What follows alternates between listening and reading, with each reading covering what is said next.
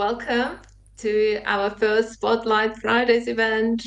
We'll kick it off with you, Saul. I'm so excited. Thank you so Thanks much for to having me. everyone who opted in. And the good news is that we are recording this session thanks to everyone's recommendation. So you're able to watch it later and we'll make it worth your while. It is my pleasure to kick this off with no other but Saul Kropman. So I've been following you on LinkedIn for some time, and I've been blown away by your knowledge and expertise and everything what you add to the community. So there is no coincidence that I wanted to kick this off with you.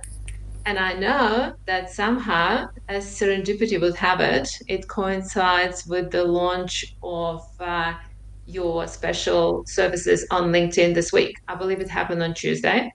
Yep, that sounds right. Back to school day. Amazing. Yes.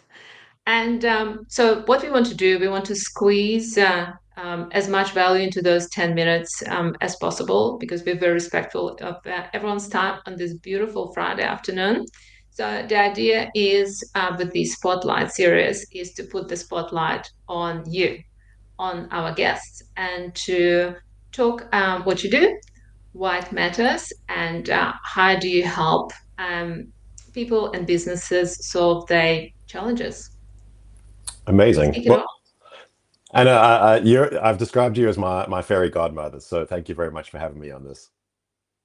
I'll take it. I'll add it to my title. Thank you. That should definitely go at the top of your LinkedIn bio. Yeah, so as you said, this week has been kind of the kickoff of my consulting services, and very much the focus has been on how we can help retail brands get better with their e-commerce experiences. And I think, everyone went gangbusters during the pandemic. You and I have spoken about this before when there was nowhere else for people to spend their money or to go to.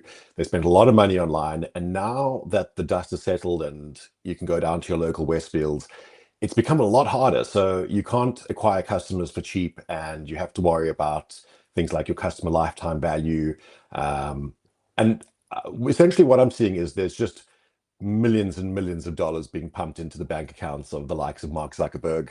Um, and while that is part of the equation, what I'm seeing, which I'm available to help with, is the experience after the click. So when someone gets to your website, what are you doing to actually convince them that your product is the best? You've spent thousands of dollars on advertising. Now let's actually convert the sale. So the high level is I'm helping with conversion optimization and making sure that people can convert customers faster or better without them having to have that stereotypical 7 touch points, which you've been told about with marketing for years. And my kind of whole, let's call it thesis, is that people don't trust the online experience. So when you go into a store, there's a physical store, there's someone who can help you. You're not getting that same experience when it comes to online. Very many people have been burnt online, and especially in an older generation, they find it a little bit more uncomfortable. I call myself in the middle generation, where I do some purchases on my phone and some bigger purchases get done on my desktop. And then you've got the young generation that does it everything on their phone. So you've kind of got to cater for different people in different devices. But it's small things like at my last job, we put a new website live, and there were no reviews on the site. And the moment we fixed that, literally within an hour, conversion rates increased.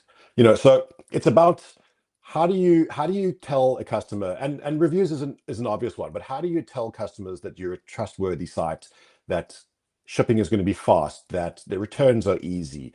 How do you put people's mind at ease to know that other people have bought this?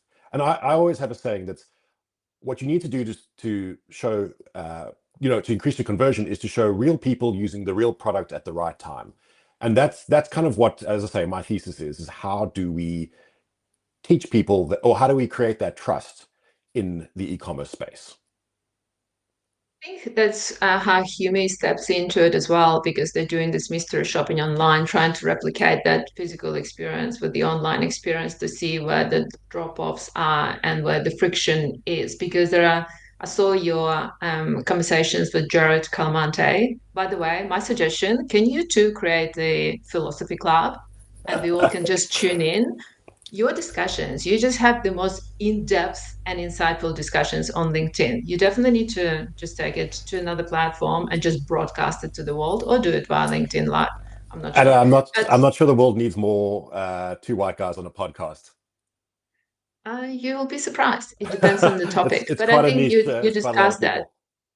Correct, but there's, well, only 4% of people posting on LinkedIn. Can Fair I just enough. throw it out there? Because it sounds like everyone's posting. Well, no, they don't. They're just Not at all. watching and they just wanted to see what's going on, but they're not posting. So back to the touch points. I think outside of reviews and displaying the delivery timeframes and the returns on your PDP pages, there are also so many touch points. I saw Morel from Hume said about 60% of all experience starts after the checkout.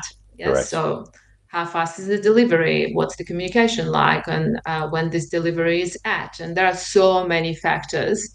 But what I want the people that are watching it live right now, or when it will be recorded, to know, at what point do I need to contact Saul and ask for his advice? I think when you are seeing that there's issues with conversion, where it's costing you more money to acquire a customer than you're actually making. So you're clearly either doing something wrong on your advertising, you're approaching the wrong people, which is something that I can definitely help you with. But also, I think if people are coming to your site and you're getting a conversion rate of below 1.5 or 2%, and there's no hard and fast purely because different industries have different conversion rates. But if you feel like you could be converting better, and realistically, almost everyone could be converting better, you probably have an issue with explaining your product. And unfortunately, when you're inside, as they say, when you're inside the bottle, you can't see the label. You know your product better than anyone else, and you can't determine how they want to understand the product. So, for me, a lot of it is post-purchase surveys and just kind of actually talking to customers, which most people don't do. They're scared of annoying their customers and they're too scared to reach out to them. But that's where the gold is. That's where the actual people who are going to tell you why they bought, whether they're buying it for a gift, how this is going to make a difference in their life. I mean, I always talk about this. It's that classic Ogilvy example of how someone doesn't buy a drill bit to put a shelf up. They buy a drill bit because they're putting a shelf up, which is going to make their wife happy and they're going to feel more masculine. And that I think is a very powerful kind of understanding of the mindset behind a customer, rather than say, for example, here's a drill bit. 100%. I love that example. We'll just finish on that note. It's been an absolute pleasure. Thank you for kicking off our first series of our Spotlight Fridays. For everyone who is watching us, I do welcome any feedback and any recommendations, because this is about you guys. Happy Friday, everyone, and we'll see you next week. The speaker will be revealed next Thursday. Bye. Looking forward to it.